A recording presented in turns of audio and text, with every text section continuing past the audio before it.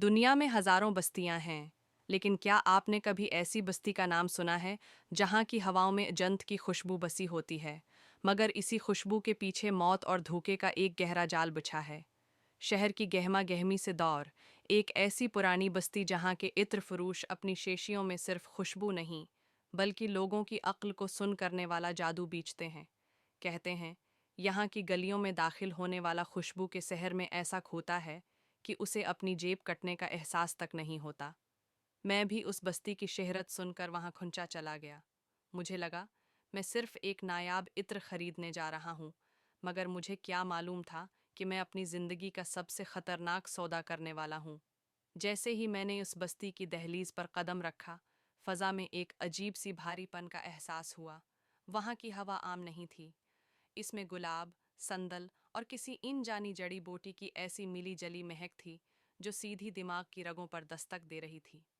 बस्ती की गलियां तंग थीं और पुरानी वजह की इमारतें एक दूसरे पर झुकी हुई महसूस होती थीं। हर चंद कदम पर एक छोटी सी दुकान थी जहां रंग बरंगी शेशियां सजी थीं। वहां बैठे सफ़ीद दाढ़ी वाले बुजुर्ग, जिनके चेहरों पर नूर नहीं बल्कि एक अजीब सी प्रासरार मुस्कुराहट थी, अपनी तरफ बुला रहे थे।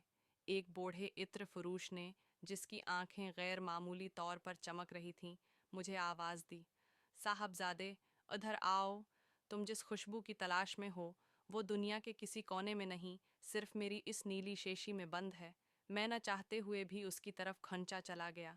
उसने जैसे ही शेशी का ढक्कन खोला, एक ऐसी महक निकली जिसने लम्हों में मेरे होश वो हवास छीन लिए। मुझे ऐसा लगा जैसे मेरे उर्द गर्द की दुनिया धुंधली हो रही है और मैं किसी ख्वाब नगर में पहुंच गया हूँ। यही वो लम्हा था जब खुशबू का जाल बिछाया जा चुका था और मैं इसमें कैद हो रहा था। जब मेरी आंख खुली, या यूं कहिए कि जब मेरा होश थोड़ा बहाल हुआ, तो मैं एक अंधेरी कोठड़ी निमा कमरे में बैठा था। सामने वही बूढ़ा इत्र फरोश था, मगर अब उसके लहजे में वो मिठास नहीं थी। बेटा, इस इत्र की कीमत सिर्फ रुपए नहीं होते। इसकी कीमत तुम्हारी वो यादें हैं जो तुम यहाँ छोड़कर जाओगे। मेरा सिर चकरा रहा था। मैंने अपनी जेब टटोली। मेरा वॉलेट, मेरी सोने की अंगूठी और मेरा मोबाइल फ़ोन गायब थे। मैंने गुस्से में उठने की कोशिश की, मगर मेरे पैरों में जान नहीं थी। तब मुझे एहसास हुआ कि इस इत्र में कोई निशाह आवर चीज़ मिलाई गई थी। अचानक बाहर से कहकाओं की आवाज़ आई। वो अकेला नहीं था, इस बस्ती के कई लोग इस इश्कार में शामिल थे। वहाँ ठगों का एक पूरा गिरवा था जो सिर्फ मुसाफिरों को लौटने के लिए खुशबू का सहारा लेता था। लेकिन अभी तो सिर्फ शुरुआत थी। असल दहशत तो तब शुरू हुई जब मुझे मालूम हुआ कि वो सिर्फ मेरा माल नहीं, कुछ और भी छीनना चाहते हैं। बूढ़े इत्र फरोश की वो सर्द मुस्कुराहट देखकर मेरे माथे पर पसीना आ गया। उसने अपने हाथ की छड़ी से फर्श पर दस्तक दी, और देखते ही देखते कमरे के एक कोने में छप्पा लकड़ी का एक भारी तख्ता सरकने लगा। नीचे की तरफ जाती सीढ़ियां किसी अंधेरी गार का रास्ता लग रही थीं। दो हटे कटे आदमी, जिनके चेहरों पर जख्मों के निशान थे, अंदर दाखिल हुए और मुझे बाजुओं से पकड़कर घसीटते हुए इन सीढ़ियों की तरफ ले जाने लगे। मेरी जबान जैसे तालू से चिपक गई थी। मैं चीखना चाहता था, मगर इस इत्र का जहरीला असर मेरी आवाज़ छीन चुका था। नीचे पहुंचते ही जो मंजर मैंने देखा, इसने मेरे खून को मंजमद कर दिया।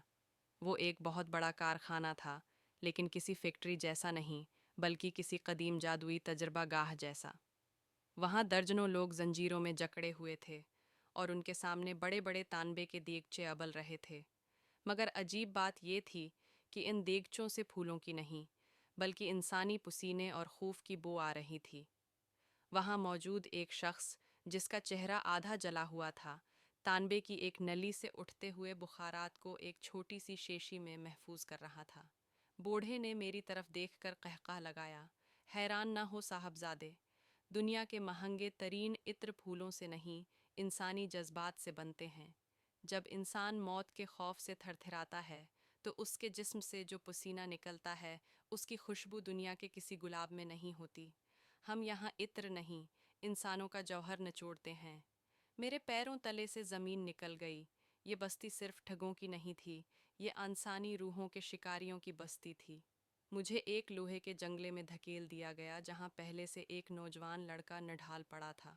इसकी आंखें अंदर को धनसी हुई थीं और वो मुसलसल कुछ बड़बड़ा रहा था, جیسے ہی پہرے دار دور ہوئے میں نے ہمت جمع کی اور اس کے قریب گیا۔ تم کون ہو؟ یہاں کیا ہو رہا ہے؟ میں نے ہانپتے ہوئے پوچھا۔ اس نے ڈری ہوئی نظروں سے میری طرف دیکھا اور سرگوشی کی۔ بھاگ جاؤ، اگر بھاگ سکتے ہو تو بھاگ جاؤ، یہ لوگ تمہیں ماریں گے نہیں، یہ تمہیں جیتے جی ایک ایسی مشین میں بدل دیں گے جو صرف خوشبو پیدا کرے گی۔ میں یہاں 3 مہینے سے قید ہوں، میرا نام ارسلان ہے، میں بھی تمہاری طرح صرف ایک راستہ پوچھنے رکا تھا اور اب میں اپنی پہچان تک بھول چکا ہوں۔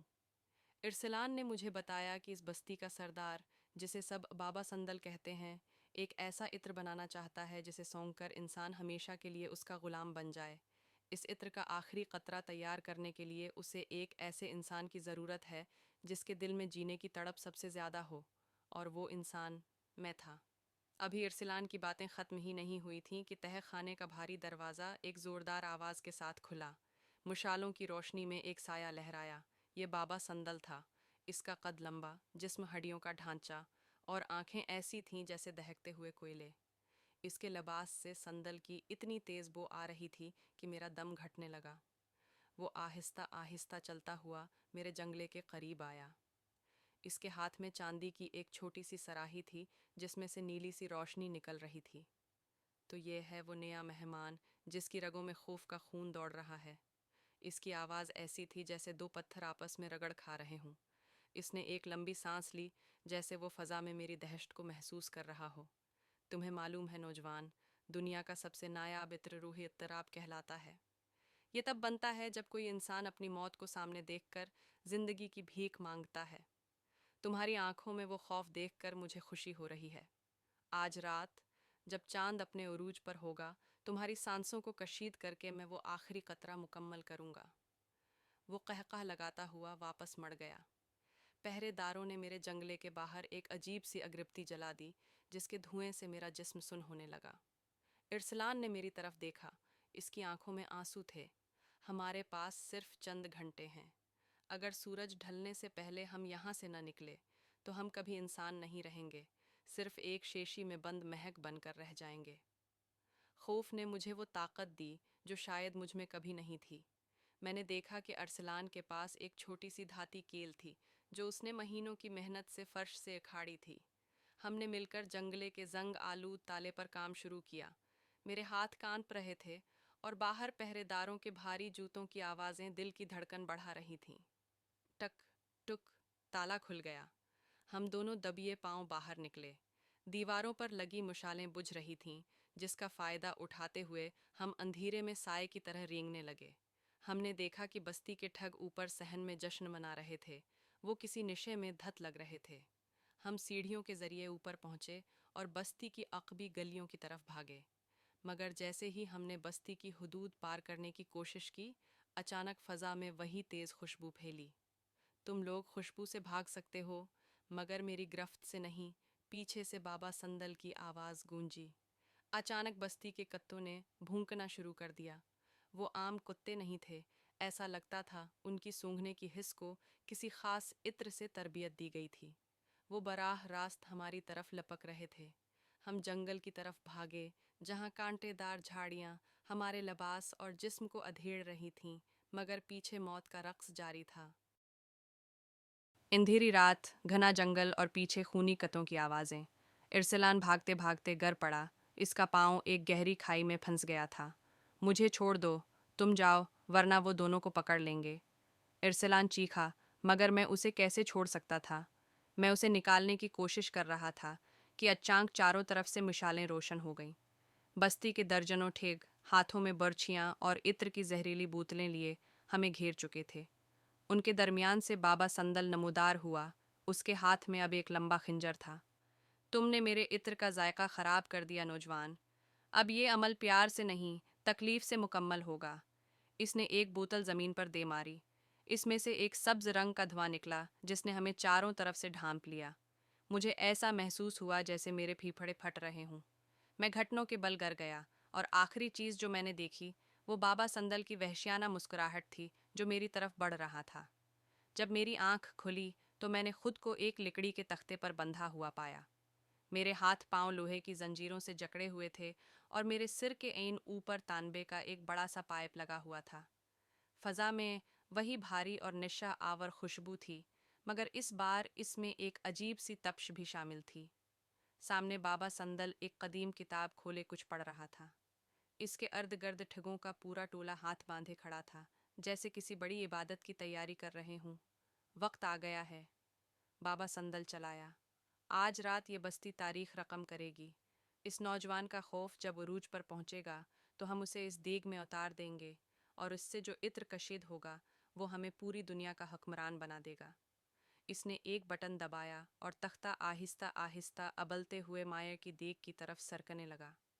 गर्म भाप मेरे चेहरे को झलसा रही थी। इरसलान वहीं कोने में पड़ा हुआ बेबसी से मुझे देख रहा था। अचानक मेरी नज़र अरसलान के इशारे पर पड़ी। उसने मिट्टी में छिपी हुई वही धाती कील मेरी तरफ उछाली। जंजीरों में जकड़े होने के बावजूद मैंने अपनी पूरी ताकत जमा की और वो कील पकड़ ली। ये मेरी जिंदगी की आखिरी उम्मीद थी।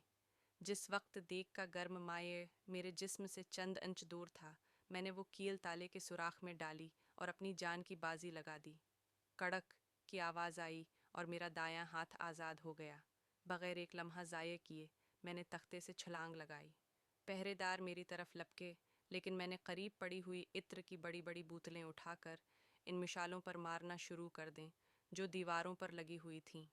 आपको मालूम होना चाहिए कि इत्र में अल्कोहल और तेल की मकदार बहुत ज़्यादा होती है, जो आग पकड़ने में पेट्रोल से भी ज़्यादा तेज़ होती है। देखते ही देखते वो तजर्बागाह एक आग के समंदर में बदल गई। नहीं, मेरा इत्र, मेरी बरसों की मेहनत। बाबा संदल दीवाना वार चीखने लगा। वो आग बुझाने की कोशिश कर रहा था, मगर वो खुद अपने ही बिछाए हुए जाल में फंस चुका था। आग की लपटें उसके संदल से लदे लिबास को पकड़ चुकी थीं। मैंने जल्दी से अरसलान की जंजीरें काटीं और हम दोनों इस जहन्नम से बाहर की तरफ भागे। पीछे धमाकों की आवाज़ें आ रही थीं, क्योंकि इत्र की बोतलें एक एक करके फट रही थीं। जब हम बस्ती की गलियों में पहुंचे तो वहां अफरातफरी का आलम था। वो ठग जो लोगों को लौटते थे, अब अपनी जान बचाने के लिए इधर उधर भाग रहे थे। वो बस्ती जो कभी खुशबुओं का मस्कन कहलाती थी, अब धुएं और राख का ढेर बन रही थी। अजीब बात ये थी कि जैसे जैसे आग बढ़ रही थी, फजा में एक ऐसी बदबू फैल गई जो बर्दाश्त से बाहर थी। जैसे ही उनका मसनूई जादू खत्म हुआ, बस्ती की असल हकीकत सामने आ गई। वहाँ के मकानात बोसीदा थे, और जिन्हें हम खूबसूरत चेहरे समझ रहे थे, वो दरअसल मस्क शिदा और भयानक लग रहे थे। वो सब एक सराप था जो इत्र के नशे ने हमारी आंखों पर तारी कर रखा था। हम भागते भागते शहर की शाहराह पर पहुंच गए, जहां एक पेट्रोल पंप की रोशनी नजर आ रही थी। वहां पहुंचकर हम दोनों जमीन पर गिर पड़े। अरसलान हंस रहा था और रो रहा था। शायद उसे यकीन नहीं आ रहा था कि वो इस खुशबू के कैद खाने से जिंदा बच निकला है। अगले दिन जब हम पुलिस और भारी नफरी के साथ इस मकाम पर वापस पहुंचे तो वहां कुछ भी नहीं था। न कोई बस्ती, न कोई जला हुआ कारखाना, और न ही बाबा संदल का कोई निशान। वहाँ सिर्फ खाक थी और संदल की एक हल्की सी, बहुत हल्की सी महक जो मट्टी में दबी हुई थी। पुलिस वालों ने हमें पागल समझा, लेकिन मेरे बाजों पर मौजूद वो जंजीरों के निशान और अरसलान की वो खोई हुई यादें गवाह थीं कि वो बस्ती वहीं थी। आज भी जब मैं किसी इत्र की दुकान के पास से गुजरता हूँ और संदल की खुशबू मेरे नथनों से टकराती है तो मेरी रूह कांप जाती है। मुझे वो बूढ़ा इत्र फरोश और उसकी वो नीली शीशी याद आ जाती है। याद रखिए, हर वो चीज़ जो आपको मशहूर कर दे वो अच्छी नहीं होती। कभी कभी खुशबू का सफ़र आपको मौत की दहलीज तक ले जाता है। तो दोस्तों, ये थी इत्र फरोश और ठगों की बस्ती की वो कहानी जिसने मेरी ज़िंदगी बदल दी। अगर आपको भी कभी रास्ते में कोई ऐसी खुशबू मिले जो ज़रूरत से ज़्यादा मीठी हो, तो होशियार हो जाइएगा, शायद अगला नंबर आपका हो।